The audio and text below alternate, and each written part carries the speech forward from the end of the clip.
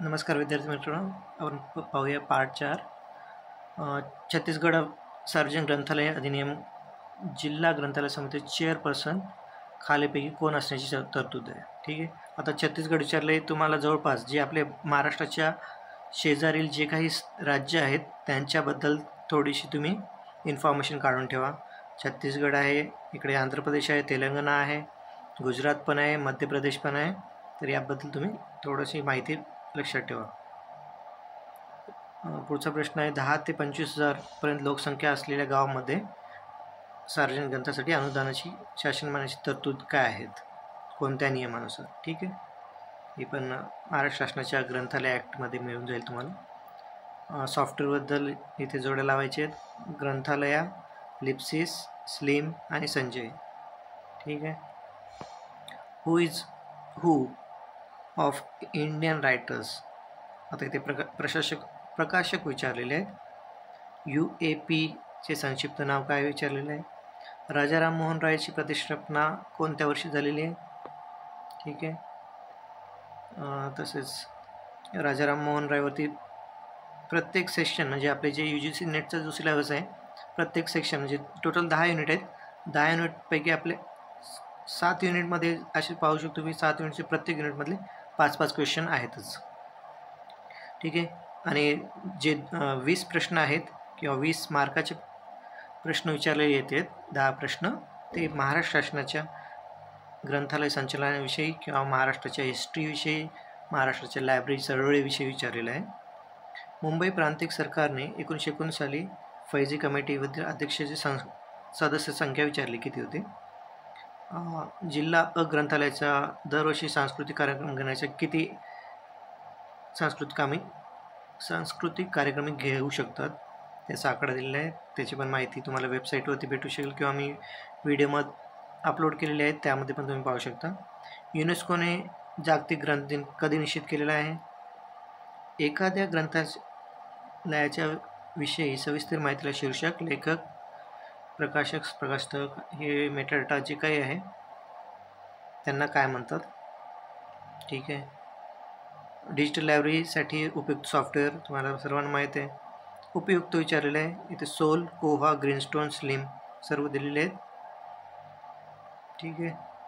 ग्रंथ खरेदीच्या आदेशापूर्वी ग्रंथालयात कोणते कामे केले जात नाहीत. व्यवस्थित प्रश्न वाचायचा आहे एक्झाममध्ये, पण कधी कधी इथे जात नाहीत आपण लक्षात नाही, घाई गडबडीमध्ये कोणते कामे केली जातात आणि टिक करून येतो. ठीक आहे. पुढचा प्रश्न आहे ग्रंथ प्रदर्शनी भरवणे किंवा व्याख्याने आयोजने, वक्तृत्व, निबंध स्पर्धा वगैरे घेणे, वाचक व्यासपीठ, कथाकथन इत्यादी ग्रंथालय आयोजन कोणता हेतू असतो, कशासाठी करतात याचं. ठीक आहे. कोश तालिकाचे नियम कोणी तयार केले होते. युनेस्कोने आंतरराष्ट्रीय ग्रंथवर्ष.